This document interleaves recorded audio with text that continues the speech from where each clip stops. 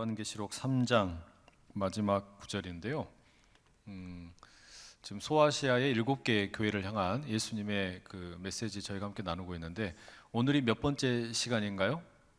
7번째입니다. 7번째.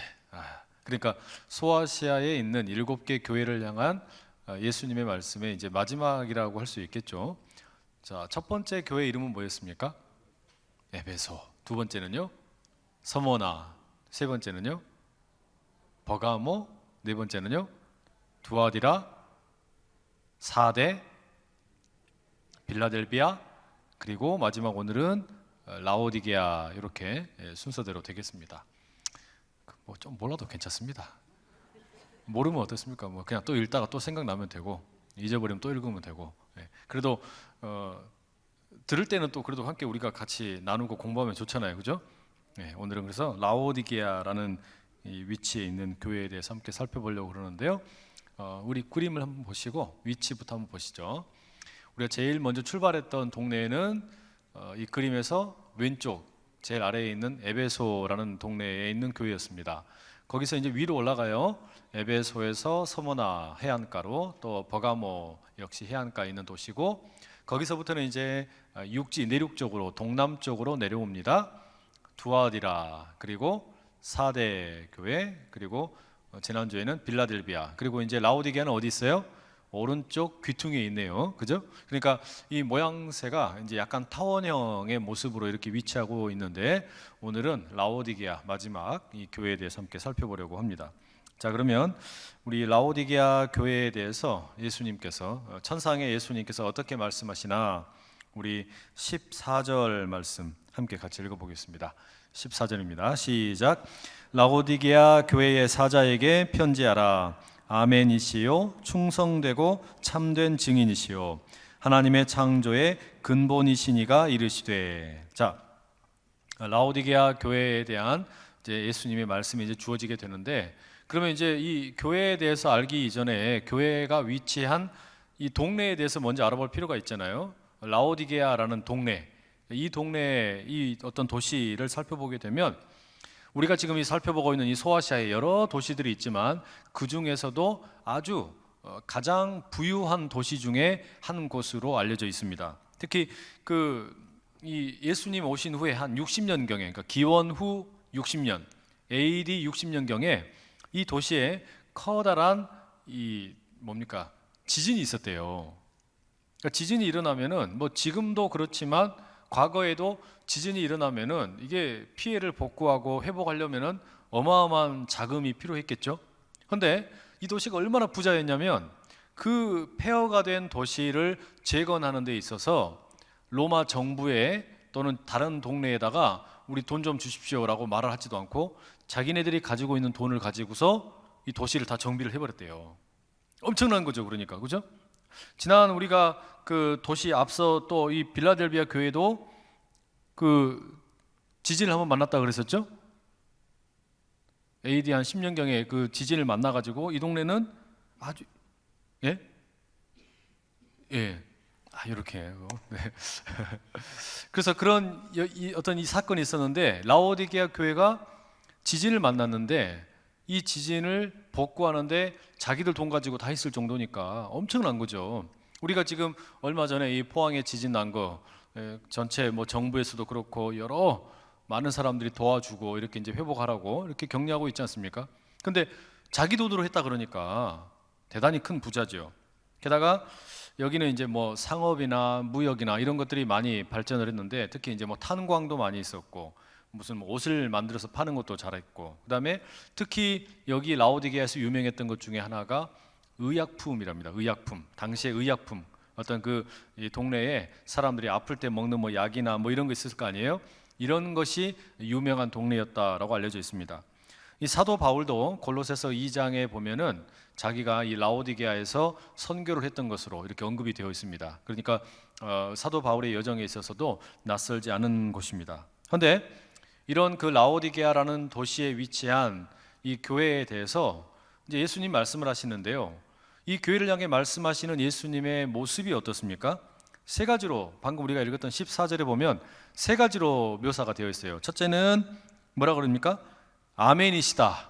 아멘이신 분이라고 되어 있고요. 그 다음에는요, 충성되고 참된 증인이신 분. 마지막 세 번째는요, 하나님의 창조의 근본이신 분. 이렇게 예수님에 대해서 세 가지로 묘사를 하고 있어요. 그러면 아멘이시다라는 건 어떤 걸까요? 아멘이시다. 아멘이시다. 우리가 여러분 아멘이라는 말의 뜻이 뭐죠? 예? 그렇죠. 그렇죠. 네, 그런 뜻이잖아요. 그죠? 네, 근데 이제 보통 이 아멘이라는 말은 이제 본래 거슬러 올라가면 히브리 말에서 나온 말인데 뭐 아몬이라는 말에서 나왔다는 사람도 있고 뭐 아멘 거기서 파생되었다라고도 하는데 본래 의미는 진실하다 이런 뜻입니다.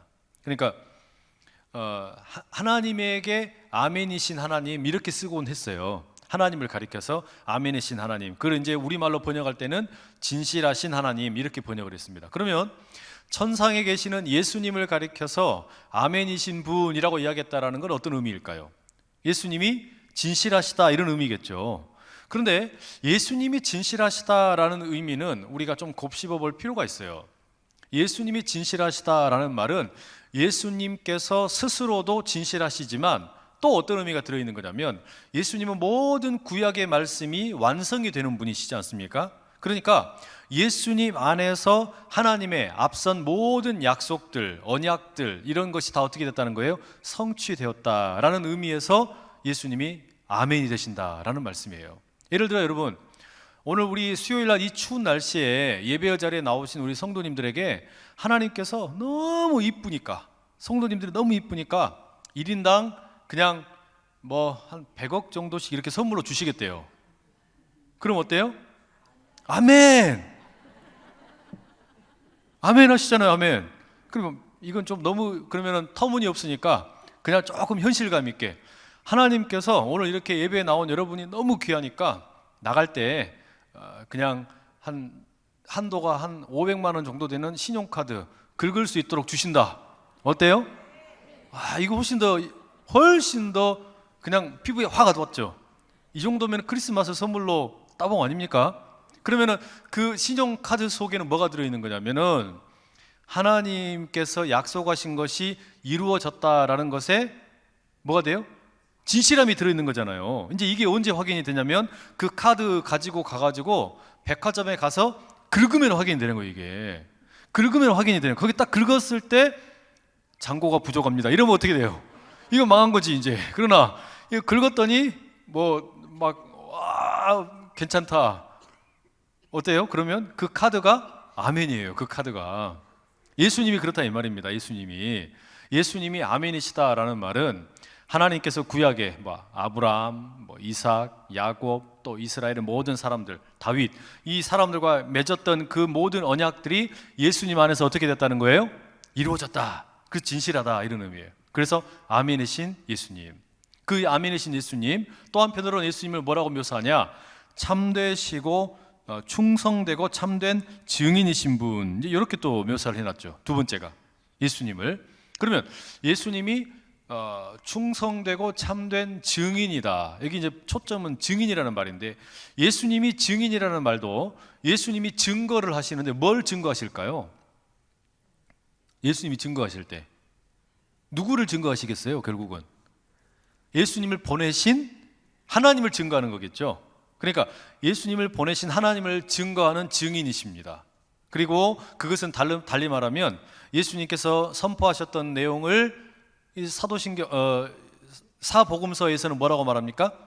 천국 또는 하나님 나라 이렇게 얘기하잖아요. 그러니까 하나님이 통치하시는 나라, 하나님이 다스리신다, 이거를 예수님이 증거하셨다라는 거예요. 말하자면 이 구약의 역사를 보면 하나님께서 오랫동안 계속해서 통치하신다, 너희들이 알아서 사는 게 아니라 하나님께서 이 온 세상을 다스리신다, 그래서 이스라엘 너희를 특별히 택하셔서 하나님께서 온 세상을 향하여 복주기를 원하신다, 이 하나님의 어떤 통치의 사상을 이스라엘에게 끊임없이 말씀을 하셨죠. 근데 그걸 어떻게 해요? 이스라엘이 자꾸 잊어버리는 거예요. 이걸 잊어버리고 자기들 멋대로 살려고 그러고 바알이나 아세라나 이런 그 잡신들 쫓아다니고 막 이러니까. 그런데 예수님이 오셔서 충성되고 참되게 증거하신다라는 말은 무슨 의미가 되는 거예요? 구약의 수없이 많은 예언자들이 했던 그 모든 약속들, 말하자면 하나님께서 다스리신다, 하나님이 우리의 왕이시다. 그 하나님의 다스리심과 하나님의 왕 되심을 증거하시는 분이다, 이 이야기예요. 그러니까 예수님을 보면 뭐가 보이는 거냐면, 정말로 하나님께서 온 세상을 다스리시는 분이구나, 이걸 증거하셨다는 이야기예요. 근데 이 증거, 이 증인이 된다라는 말, 여러분 헬라 말로 증인은 똑같은 말이 무슨 의미도 있다 그래요? 증인이 곧 뭐하고 똑같다 그러죠? 우리 많이 듣는 말 중에, 설교 꽤나 들으시는 분들은 많이 아시잖아요. 마르투스라는 이 증인이라는 말이 뭐하고 똑같냐고요? 말이 막 헛나오네요. 증인이라는 말에서 영어에 말터라는 말이 나오죠. 그 순교자. 그러니까 증인이 곧 순교자인데, 예수님이 하나님이 왕 되심을 증거하는데 그래서 십자가에 돌아가신 거 아닙니까? 순교자가 되신 거예요. 그 예수님의 이 모습을 우리에게도 사실은 이미 구약 성경에서 우리에게도 증인이 되라 말씀하셨죠. 이사야 43장 10절 이런 말씀이 있습니다. 나 여호와가 말하노라, 너희는 나의 증인, 나의 종으로 택함을 입었나니 이는 너희가 나를 알고 믿으며 내가 그인 줄 깨닫게 하려 함이라. 하나님께서는요, 예수님 이전에 이미 구약의 수많은 이스라엘 사람들, 그리고 오늘로 우리에게도 역시 뭐가 되라는 거예요? 증인이 되라는 거예요. 증인이 되면, 그럼 보세요, 증인이 되면 자연스럽게 뭐처럼 살아라는 겁니까? 순교자처럼 살아라는 이야기예요. 당연히 증인이 된다라는 것은, 그래서 내가 십자가를 짊어지게 되는 고통에 따를 수 있고 순교의 자리까지 가게 되는 그런 일들이 자연스럽게 있게 된다는 이야기입니다. 예수님 따라가는 거니까. 자, 그게 예수님이에요. 그 다음에 라오디게아에 나타나신 예수님의 세 번째 모습은 뭡니까? 하나님의 창조의 근본이신 분, 이렇게 되어 있죠. 하나님의 창조의 근본이신 분. 그러니까 하나님께서 이 세상을 다스리시고 또 그냥 통치하실 뿐만 아니라 다스림과 통치 이전에 가장 먼저 뭐가 있었던 겁니까? 하나님의 창조가 있었어요. 하나님의 창조. 그런데 바로 그 하나님의 창조의 본질이 되시는 분이라는 말입니다. 이거를 잘 보여주는 내용이 골로새서 1장 15절 16절에 이렇게 나오죠. 제가 한번 읽어드릴게요. 그는 보이지 아니하는 하나님의 형상이요 모든 피조물보다 먼저 나신 이시니 만물이 그에게서 창조되되 하늘과 땅에서 보이는 것들과 보이지 않는 것들과 혹은 왕권들이나 주권들이나 통치자들이나 권세들이나 만물이 다 그로 말미암고 그를 위하여 창조되었고. 그러니까 창조의 자리, 그 하나님께서 처음 이 세상 하늘과 땅을 창조하실 때 하나님께서 함께 하셨고 또 그 자리에 누가 계셨다는 거예요? 예수님이 계셨다는 거잖아요. 그리고 수면 위에 운행하신 성령께서 함께, 그래서 이 삼위일체 하나님께서 그 창조의 사역을 함께 하셨고, 뿐만 아니라 요한계시록의 맨 마지막은 뭘로 끝나냐면 그 처음에 천지 창조, 이게 마지막에 가서는 어떻게 되냐? 재창조로 나옵니다. 재창조, 새로운 창조. 요게 요한계시록의 마지막이잖아요. 요한계시록 21장 5절 이렇게 말합니다. 함께 읽어보실래요? 시작. 보좌에 앉으신 이가 이르시되 보라 내가 만물을 새롭게 하노라. 그러니까 여러분 성경의 역사를 단순화 시켜놓고 보면 이렇게 되는 거예요. 제일 처음에 뭐가 있는 거예요? 창조가 있는 거예요. 하나님의 창조. 그런데 하나님의 창조의 질서를 어그러뜨려버린 사람들의 타락이 있어요. 그러니까 타락한 사람들을 하나님께서 뭐 하시는 겁니까? 구원하시는 거예요. 그리고서 하나님의 마지막 때는 다시 뭘 하셔요? 새로운 창조를 하시는 거예요. 이게 성경의 이야기의 요약이에요. 그러니까 이 성경의 이야기, 성경의 역사의 흐름은 제일 처음에 뭐가 있다고요? 창조. 그런데 그 창조에 대해서 반역을 하는 사람들의 타락. 그러나 타락한 그들을 향한 하나님께서 뭐 하세요? 다시 구원하시고, 그리고 온 만물을 어떻게 하세요? 재창조하시는 거예요. 새로운 창조. 이게 하나님의 이 역사의 말하자면 가장 간단한 요약이라고 할 수 있는데, 하나님께서 보내신 예수님은요 처음에 창조에 함께 하셨던 근본이신 분일 뿐만 아니라 또한 언제 계세요? 마지막에 온 천지를 새롭게 하시는 그 새로운 창조에도 역시 함께 하시는 분이라는 거예요. 요게 지금 이 말씀이란 말이죠. 자 보세요. 그러니까 예수님께서는 처음의 창조와 마지막 창조에 함께 계시는 분입니다. 근데 여러분, 이 마지막 창조, 이제 예수님이 다시 오실 때 일어나게 될 이 재창조, 이거는요 완전히 없던 것에서 새로운 걸 만드는 게 아니고, 처음에 있는 본래 우리가 지금 살고 있는 이 피조 세계, 이 만물을 어떻게 한다고요? 새롭게 한다 그랬죠. 만물을 새롭게 한다라는 말은 완전히 다 없애버리고 새롭게 한다는 게 아니잖아요. 그러면 그건 완전히 그냥 새롭게 만드는 거잖아요. 근데 만물을 새롭게 한다라는 말은 지금 현재 있는 현재 우리가 입고 있는 이 몸, 또는 우리가 살고 있는 이 자연 세계, 피조 세계, 이런 게 다 중요하다는 이야기예요.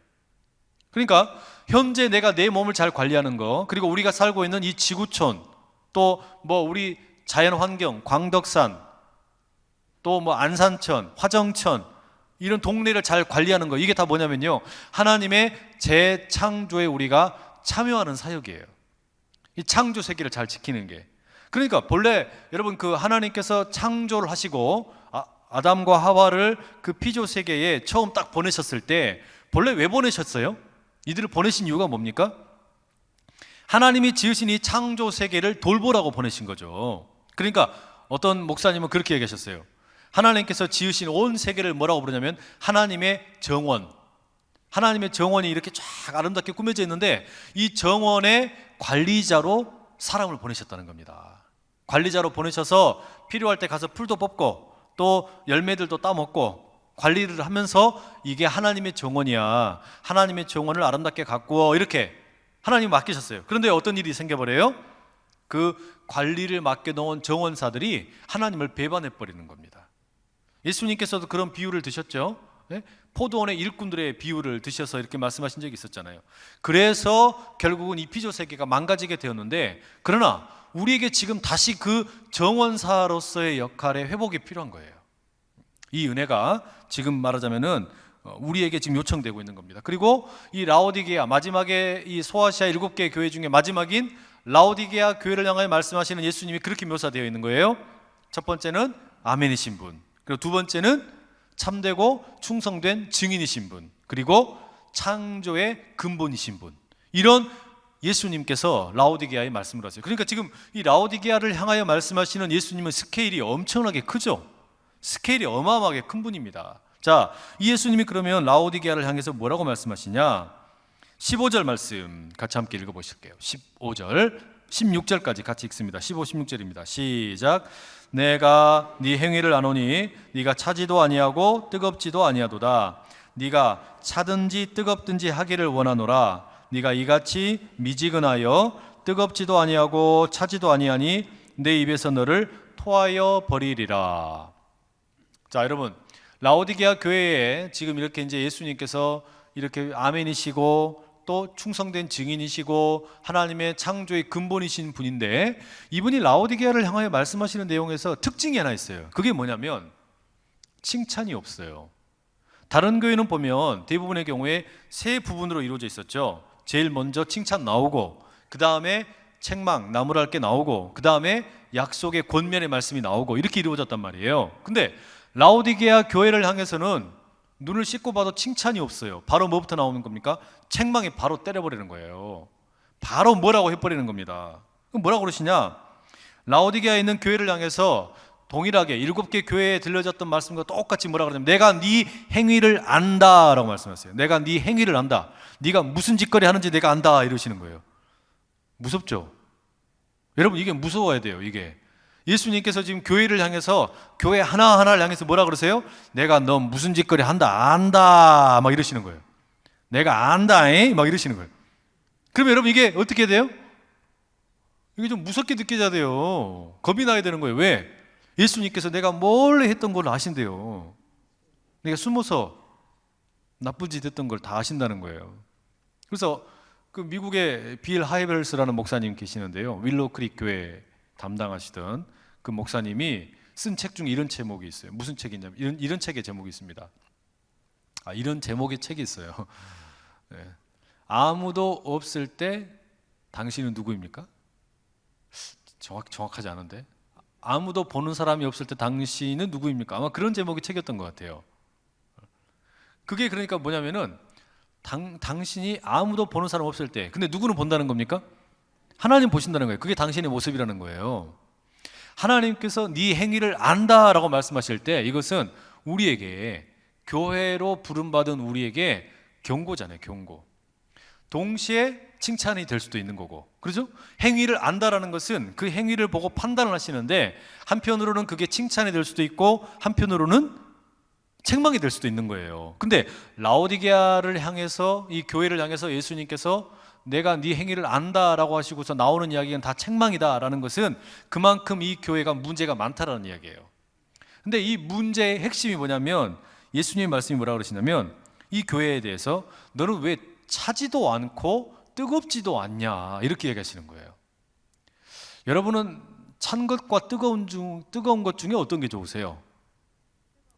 예? 뜨거운 거 좋으세요?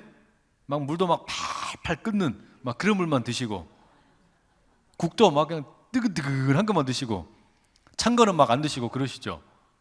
그럼 찬 것도 좋아하세요? 미지근한 건 어떠세요? 미지근한 거. 미지근한 건 싫으세요? 이상하네. 너무 뜨겁거나 너무 차가운 거는 좀 그렇잖아요. 중간 정도 가야지. 너무 극단적으로 노는 거 아닙니까? 너무 뜨겁거나 너무 차가우면 좀 그렇잖아요. 그냥 미지근해야 사람이 이렇게 좀 유도리도 있고 그런 거지. 안 그런가요? 예수님께서 지금 뭐라 그러시냐면 라오디게아에 대해서, 이 교회의 성도들에 대해서 니들은 왜 뜨겁든지 차든지 하지 왜 이렇게 미지근하냐? 내가 너희를 다 토해버리겠다 이렇게 이야기하시는 거예요. 이게 말이 무슨 의미일까요?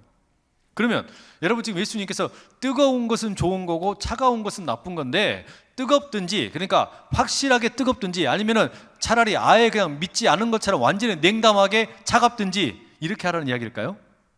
그건 아니에요. 이게 무슨 이야기냐면 이 라오디게아 교회가 위치하고 있는 라오디게아 이 지형과 관련이 있는데, 이 도시가 무역도 발달되고 또 상업도 발달되고 여러 가지 뭐 이렇게 사람들이 많이 살고 있고 부유한 도시인데 한 가지 문제가 있었답니다. 그게 뭐냐면 이 물이에요. 물 문제가 있었던 거예요. 맛있는 물이 없었어요. 제대로 마실 만한 물이 없는데, 그러다 보니까 주변에서 이렇게 물을 끌고 옵니다. 근데 위쪽에는 히에라볼리라는 도시가 있었어요. 여기에는요 온천수 같은 뜨거운 물이 있었대요. 그러니까 여기에 있는 온천수 뜨거운 물은 또 효능이 있어가지고 치유하는 효능 뭐 그런 게 있었답니다. 그러니까 물이 아주 좋죠. 뜨거운 물 가서 막 이렇게 추운 겨울에는 가서 막 온천에 몸 담그고 좋다 이렇게 하고 싶고 그러잖아요. 그렇죠? 그러면 그렇게 뜨거운 물에 효능이 있는데 그 물을, 이 효능 있는 거를 라오디게아 우리에게로 이렇게 가져오면 좋겠다. 가지고 오면 어떻게 돼버리냐면 미지근해져 버리는 거예요. 또 이 동네 밑으로 내려가면 이제 골로새인가요? 골로새라는 동네가 있는데 여기에는 또 뭐가 있냐면은 시원한 물이 있대요. 시원한 물이 냉수가 흐르는 거예요. 여기는 또 정신을 맑게 해주고 아주 그냥 정신을 번쩍 들게 하는 이런 어떤 맛있는 생수가 있는 건데, 그런데 이 골로새에 있는 물도 끌어다가 라오디게아까지 끌고 오면 어떻게 돼버리냐면 그 시원한 맛을 또 잃어버리는 거예요. 또 미지근해져 버리는 거예요. 그러니까 생기를 돋게 하는 그런 어떤 시원한 맛은 다 사라져 버린다는 거예요. 그러니까 지금 이 라오디게아는 마치 그 물이, 마실 만한 물이 없는 것처럼 이 성도들의 삶이 그렇더라는 겁니다. 물을 좀 제대로 마셔서 그러면 건강해지고 또는 효능도 있고 이래야 되는데, 뜨거운 물을 끌고 왔더니 미지근해져 버리고 차가운 물 가지고 왔더니 이것도 미지근해져 버리고, 이게 먹을 만한 물이 아니에요. 사람들이 잘 못 마셨다는 겁니다. 마치 그것처럼 너희들의 신앙이 그렇다라는 책망이에요. 그러니까 뜨거운 건 좋고 차가운 건 싫고 이게 아니라 뭐 어떻게 이렇게 신앙이 미지근하냐, 모호하냐 이런 이야기예요. 미지근하다 이 말은 결국은 무슨 이야기냐면요, 이 라오디게아 도시가 지금 로마의 식민지 아닙니까? 그리고 우상 숭배가 아주 횡행하던 그런 소아시아 지역에 있던 교회인데, 이게 예수를 믿는 것도 아니고 안 믿는 것도 아니고 애매하게 모호하게 미지근하게 이렇게 있더라라는 이야기예요. 근데 이게 라오디게아 교회는 가만히 보시면 여러분, 앞에 나왔던 교회들 보시면 책망을 들을 때 아주 화끈하게 책망을 들었어요. 뭘 책망을 들었습니까? 너희들에게는 니골라당이 있다. 너희들에게는 이세벨을 따르는 사람들이 있다. 너희들에게는 뭐 발람의 무리들이 있다. 이런 어떤 세 가지 이름들 다 비슷한 거였잖아요. 그죠? 교회 안에 침투해 들어와가지고 예수 그리스도의 어떤 그 구원의 어떤 능력을 어지럽히는, 또는 어떤 뭐라 그럴까 이렇게 타협하게 만드는 악한 존재들이에요. 근데 이 라오디게아 교회는 이세벨이 있다는 말도 없고 무슨 뭐 니골라당이 있다는 말도 없고 발람이 있다는 말도 없어요. 그러니까 그런 면에서 보면 괜찮아 보이잖아요. 근데 또 한편으로는 어떤 거냐면은 그렇다고 우상 숭배에 대해서 적극적으로 반대하고 신앙의 어떤 결기를 지키기 위해서 싸우는 사람도 없는 거예요. 이게 웃기는 거예요. 그러니까 앞에 있는 교회들을 보면은 니골라당도 있고 이세벨의 무리들도 있고 발람의 세력들도 있는데, 이렇게 말하자면 망가진 사람들도 있지만 그 교회마다 또 누가 있는 거냐면 건강하게 신앙생활하면서 타협하지 않고 올곧게 믿음 지키는 사람들이 있었잖아요. 그러니까 예수님이 그런 사람들 보면서 칭찬을 하셨단 말이에요. 근데 라오디게아 교회는 이건 뭐 이것도 없고 저것도 없는 거예요. 다 함께 뭐냐면은 그러니까 술에 술 탄 듯 물에 물 탄 듯 좋은 게 좋은 거예요 이렇게 하고 지나고 다니는 거 맨날. 이게 그러니까 미지근한 거예요. 예수님께서 이게 꼴 보기 싫은 거예요. 이게 그래가지고 니들은 내가 다 토해버리고 싶다라고 말씀하시는 겁니다. 이게 여러분 상당히 경고의 말씀 아닙니까? 지금 그러니까 지금 이 아까 예수님께서 라오디게아 교회를 향하여 나타나신 모습 보면은 아멘이신 분, 그러니까 예수님은 하나님의 모든 언약과 약속과 그 모든 어떤 그 약속들이 이루어진 것을 보여주는 진실하신 분이다 이렇게 이야기했잖아요. 또 하나님의 통치를 증인하신 분이었단 말이에요. 순교까지 하신 분이에요. 그리고 창조의 본질이 되시는 분인데, 이 예수님과 세상을 비교해보라 이거죠.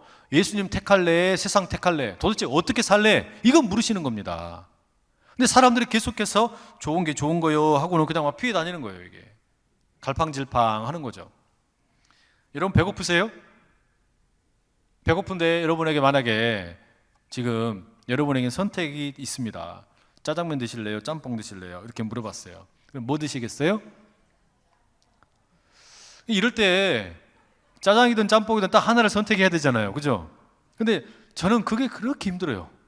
뭘 이렇게 하나 골라라 그러면 그게 힘드니까 두 개 같이 주세요. 짬짜면 이렇게 해가지고 먹고 그러는데, 마치 그것처럼 예수님 택할래? 세상 택할래? 이렇게 물으니까 적극적으로 세상에 들어가고 있는 것도 아니고, 예수님을 완전히 적극적으로 믿고 살아가는 것도 아니고, 이것도 아니고 저것도 아니고, 그러니까 좋은 게 좋은 거요 하고는 계속 이렇게 막 어울려 다니는 거예요. 여러분 이게 지금 예수님께서 뭐라 그러시냐면, 사람들이 보기에는 줄타기 하는 것처럼 보일 수도 있고 철새처럼 보일 수 있는 거예요. 모호한 거예요. 도대체 예수 믿는 거냐 안 믿는 거냐, 이 모호해 보이는 거예요. 모호해 보이는 거예요. 어떤 의미에서는요, 오늘날의 성도의 삶에, 교회에 있어서 제일 큰 어떤 그 문제가 이런 라오디게아 같은 모습이 아닌가 싶어요. 차라리 반대하는 경우는 완전히 확 반대하는 사람들이 있어요. 그런데 점점 더 어떻게 되는 거냐면, 점점 더 많아지는 그 어떤 교회 안에서의 어떤 사람들이, 어떤 사람들이 많아지는 것 같냐면은 이것도 아니고 저것도 아니고 왔다 갔다 하는 사람들이 많아지는 것 같다는 거예요. 라오디게아 교회의 성도들처럼. 이게 여러분, 우리가 믿음이나 이 불신앙 사이에서 이런 갈등으로 너무 오랫동안 헤매는 것도 문제가 있는 거예요. 기면 기고 아니면 아니지. 예? 지금 예수님께서 라오디게아를 너무너무 그것 때문에 나무라시는 겁니다. 자, 그러면 그게 어떤 모습이냐, 구체적으로 어떤 거냐, 17절에 이렇게 적혀 있죠. 한번 17절 읽어보실게요. 시작. 네가 말하기를 나는 부자라 부요하여 부족한 것이 없다 하나 네 곤고한 것과 가련한 것과 가난한 것과 눈먼 것과 벌거벗은 것을 알지 못하는도다. 이게 뭐라 그러신 거예요? 라오디게아 자기들은 야 우린 부자야, 우리 괜찮아, 우리 이렇게 가진 게 많지, 옷도 잘 입지, 먹는 것도 맛있게 먹지, 보석도 많지, 우리는 건강한 의료품도 있지, 사람들이 우리 이렇게 자랑스럽게 생각하지. 여러분 이거 마치 뭐와 비슷합니까? 그 3장 1절에 제일 처음에 나왔던 사대교회에 대한 이야기가 비슷하죠. 사대교회에 대해서 예수님 뭐라 그러시냐면, 야 사람들이 너보고 살아있다라는 이름이 있는지 모르지만, 명성을 너가 듣는지 모르지만, 칭찬 듣는지 모르지만 사실은 넌 이미 죽었어. 예수님 그러셨잖아요. 자기네들은 사람들로부터 막 칭찬도 듣고 잘한다 잘한다 명성도 있고 막 이랬는데, 예수님이 하늘에서 딱 보시고 뭐라 그래요? 넌 이미 죽었어 라고 하셨잖아요. 그거가 비슷한 거예요. 지금 이 라오디게아의 모습이, 자기들은 뭐라 그래요? 우린 부유해, 우린 돈도 많아, 우린 가진 게 많아, 우린 너무나 여러 가지로 잘하고 있어. 그런데 예수님 뭐라 그러시냐면, 아이고 이것들아 너희들은 이미 곤고하고 가련하고 가난하고 눈멀고 벌거벗었다, 그것도 모르냐, 이렇게 얘기하시는 거예요. 이게 결과가 어떻게 된 거냐면, 중간에서 왔다리 갔다리 하는 이 삶이 이런 삶이에요. 참 안타깝죠.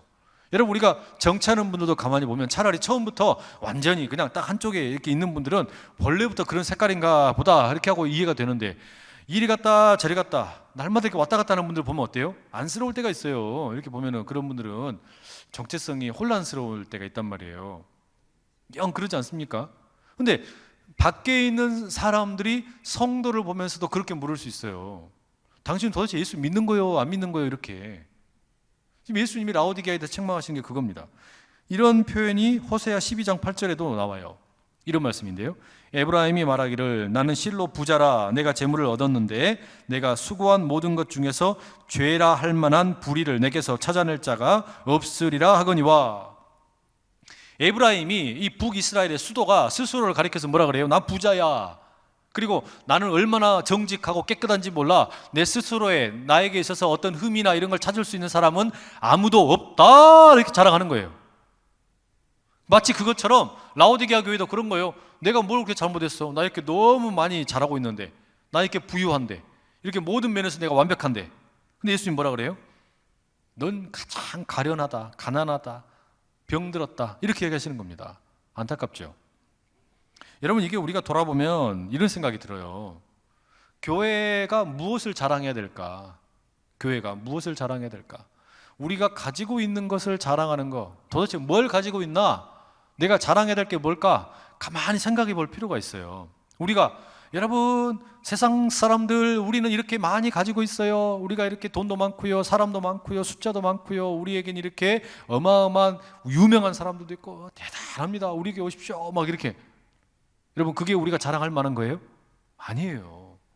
우리가 자랑할 건 뭐밖에 없는 거냐면 우리의 미련함, 우리의 연약함, 우리의 부족함밖에 없어요. 그런데 도리어 우리가 자랑할 건 뭐냐면 우리의 예수 그리스도의 십자가밖에 자랑할 게 없다. 예수님의 부활의 능력밖에 자랑할 게 없다. 근데 왜 그러냐면은 예수의 십자가가 빠져버리면 라오디게아 교회와 같은 이런 일이 생기기 때문에 그렇습니다. 지금 라오디게아 교회는 자랑할 게 많대요. 근데 왜 이렇게 자기들이 가지고 있는 걸 자랑하고 지식을 자랑하고 뭐 돈을 자랑하고 뭐 건강을 자랑하고 왜 이런 자랑을 하게 되는 거냐면 십자가가 없기 때문에 그래요. 근데 십자가가 있다는 이야기는 무슨 이야기냐면 우리가 여러분 십자가 앞에 설 때마다 느끼는 게 뭐냐면 늘 우리는 양면성을 느낀다니까요. 십자가를 대하면 내가 얼마나 죄인인가, 얼마나 내가 깊은 죄인인가, 내가 얼마나 이렇게 깊은 죄악 속에 빠져있는 존재인가, 우리가 그걸 느껴야 된다는 거예요. 예수 십자가 앞에 서보면 내 연약함, 내 부족함, 내 죄악됨, 내 모자람, 내 실패, 내 아픔 이런 것들이 다 드러나는데 이게 내 모습인데, 그런데 거기서 왜 우리가 이걸 자랑하게 되냐면 예수님께서 그런 우리의 위치를 예수님과 바꿔주시는 거예요. 그 십자가 앞에 섰을 때 내가 가지고 있는 실패, 아픔, 연약함, 죄, 죽음에 이르게 되는 모든 악한 것들, 그렇게 될 수밖에 없는 우리인데 나의 자리에 예수님이 딱 서 계셔버리고 우리를 들여다 어디다 갖다 놓으시는 거예요? 예수님의 자리에다 갖다 놓으시는 거예요. 이게 우리의 자랑이란 말이에요. 그러니까 십자가를 자랑하면 이런 헛소리 못한다는 이야기예요. 십자가를 자랑하면 우리가 다른 걸 자랑을 못하는 거예요. 여러분, 이 은혜가 우리 모두 가운데 있기를 간절히 축복합니다. 그러니까 자랑하려면 그리스도의 십자가를 자랑하라, 그리스도의 부활을 자랑하라, 이 이야기죠. 그러면서 안타까운 마음에 18절에 우리 주님이 뭐라 그러십니까? 이렇게 말씀하시죠. 함께 읽어보세요. 18절, 내가 너를 권하노니 내게서 불로 연단한 금을 사서 부요하게 하고 흰옷을 사서 입어 벌거벗은 수치를 보이지 않게 하고 안약을 사서 눈에 발라 보게 하라. 예수님께서 이 라오디게아 교회에 대해서 처방을 주시는 겁니다. 세 가지 처방을 주시죠. 첫 번째는 뭐예요? 불로 연단한 금, 두 번째는요 흰옷, 그리고 세 번째는요 안약, 이렇게 세 가지의 처방을 주십니다. 불로 연단한 금이라는 게 뭡니까? 이 동네에 뭐 금광이 있으니까 동네 사람들이 금광에서 금을 캐가지고 와, 이 금덩어리 봐라, 이거 멋지다 자랑을 하는데 그 눈에 보이는 금덩어리만 자랑하지 말고 네 영혼의 꼬라지가 어떻게 생겼는지 봐라 이야기하시는 거예요. 근데 무슨 이야기냐면 불로 연단한 금, 이걸 사라, 내게서 이걸 사라, 이 이야기는 뭐냐면 여러분, 금을 정련을 하다 보면 이제 불순물이 빠져나가잖아요. 그리고 깨끗한 순금이 되는 건데 이 순금을 사라라는 이야기는 뭐냐면 예수 그리스도를 나는 믿는 사람입니다 라는 것을 공적인 자리에서 증거하라는 이야기예요. 증인이 되라는 이야기예요. 예수님께서 하늘에 계신 천상의 예수님께서 참되고 충성스러운 증인이셨던 것처럼 우리 보고 그 불로 연단한 금을 사라라는 이야기는 세상 앞에서 예수 믿는 건지 안 믿는 건지 왔다리 갔다리 하지 말고 나는 예수쟁입니다 라고 선포하라는 이야기예요. 공적으로 선포하라는 이야기예요. 그러면 어떻게 되는 겁니까? 세상이 나를 예수쟁이답게 취급할 거라는 이야기예요. 무슨 이야기냐면 내가 예수 믿는 사람입니다 라고 선포하는 순간에 고난이 있을 수 있고 어려움 만날 수 있고 힘든 일이 있을 수 있는데 그게 당연하다라는 거예요. 그게 당연하다. 그걸 즐겨라라는 이야기예요. 그게 우리가 갈 길이다. 예수님께서 그 길을 우리에게 함께 하시겠다라는 말씀이에요. 두 번째, 그럼 흰옷을 사서 입어라. 이건 무슨 이야기냐? 앞서서 우리 그런 이야기 나눈 적이 있었습니다. 흰옷이라는 게 뭐냐? 성도들의 바른 행실 뭐 이런 이야기인데요. 이 로마 시대의 우상들에게 제사를 지낼 때 그 우상의 제사장들이 흰옷을 입고서 제사를 지내는데 그 소의 피를 갖다가 잡아가지고 자기들을 깨끗게 한다고 그 소의 피를 갖다 자기 몸에다가 쫙 뿌리는 거예요. 그 정결의식이라고. 그러니까 그럼 소의 피를 묻으니까 이거 더러워질 거 아닙니까? 근데 자기들은 그게 깨끗한 거래요. 깨끗한 거라고. 그러니까 지금 흰옷을 사서 옷을 입어라. 그래서 벌거벗지 않게 하라. 이 이야기는 우상에 물들지 않는 깨끗한 행실을 살아라 라는 이야기예요. 하나님이 아니라 예수 그리스도가 아니라 다른 것을 쫓아다니는 그런 잘못된 우상 숭배의 길, 하나님이 아니라 다른 것 쫓아다니지 말고 예수님 붙들고 사는 온전한 길, 그 흰옷을 사서 입으라는 이야기예요. 그러니까 공적으로 선포하는, 말하자면 불로 연단한 금과 같은 신앙을 부여잡고, 그리고 우상 숭배를 거역하는, 그것을 버리는 흰옷을 사서 입고, 마지막 세 번째는 뭡니까? 안약을 사가지고 눈에다 바르랍니다. 눈에다가 이렇게 안약을 발라라. 여러분, 우리가 안약을 왜 발라요? 눈이 아프니까 바르겠죠. 그죠? 우리가 상처가 난 데는 악가전기를 바르듯이 눈이 아프면 안약을 발라야 되잖아요. 근데 안약을 왜 바르냐면 눈은 있긴 있는데 눈이 제대로 기능을 못하기 때문에. 눈이라는 건 여러분 보는 거 아닙니까? 근데 지금 이 라오디게아의 사람들은 눈이 있기는 있는데 무슨 눈만 밝은 거냐면, 어떻게 하면 내가 돈을 벌 수 있을까? 어느 부동산을 사면 내가 돈을 벌 수 있을까? 이렇게 하면 투자가 좀 돼가지고 차액의 이익이 좀 생기겠네. 우리 자녀를 교육시키는데 어떻게 하면 좋을까? 그래서 무슨 뭐 입시 설명 이런 데 막 돌아다니고 이렇게 하면서 이렇게 하면 되겠네. 또 어떻게 하면 내가 더 건강해질까? 건강해지는 방법, 이런 거는 길을 우리가 잘 찾고, 돈 버는 법은 길을 잘 찾고, 자녀들 출세하는 길을 잘 찾고, 우리 남편이, 우리 아내가 출세하는 길은 잘 찾고 다니는데 정작 뭘 못 찾는 거예요? 영혼의 안식을 누리는 길을 못 찾는 거예요. 자기 영혼의 길을 못 찾고 있는 거예요. 그러니까 눈이 멀어버린 거죠. 눈은 떴으나 눈을 감은 거예요. 그러니까 뭐 여러분, 돈 잘 버는 데가 어딘지 그거 몰라라는 이야기가 아니고, 자녀를 교육시키는 데 필요한 방법이 뭔지 그건 몰라라는 이야기가 아니고, 그것도 알아야죠. 그러나 제일 중요한 거 알아야 된다 이야기예요. 제일 중요한 거.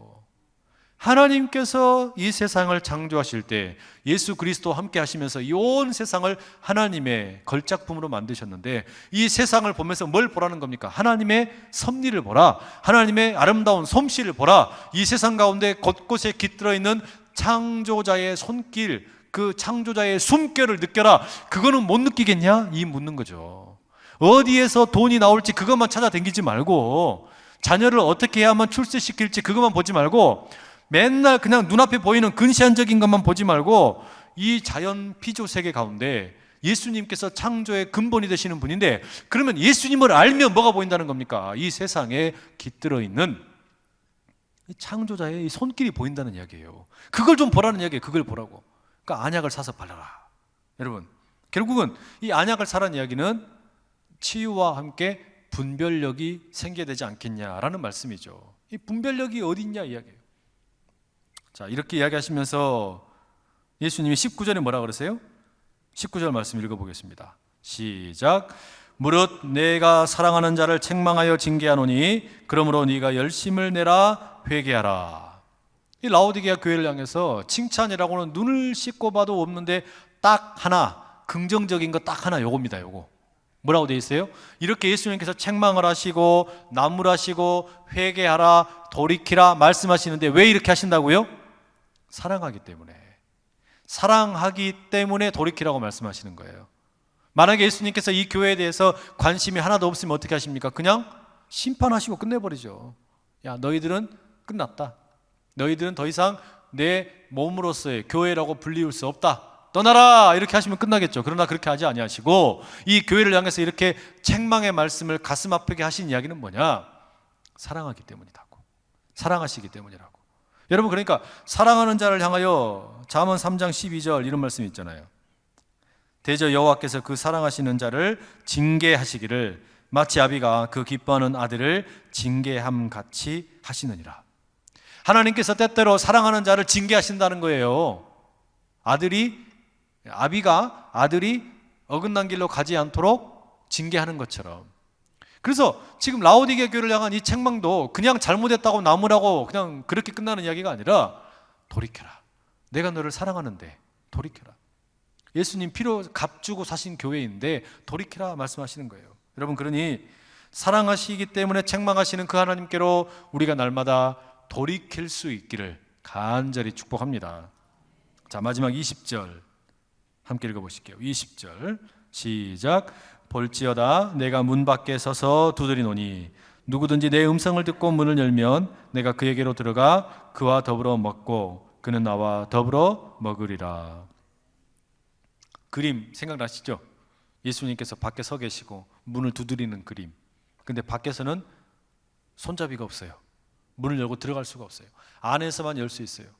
이 그림이 걸려있는 어떤 그 박물관에 부모님과 함께 어떤 한 조그만한 아이가 이 그림을 보러 갔어요. 그 아이가 부모님한테 뭐라 그러냐면 이제 손잡이가 없는 걸 보고 엄마 아빠 왜 저기는 밖에 손잡이가 없을까?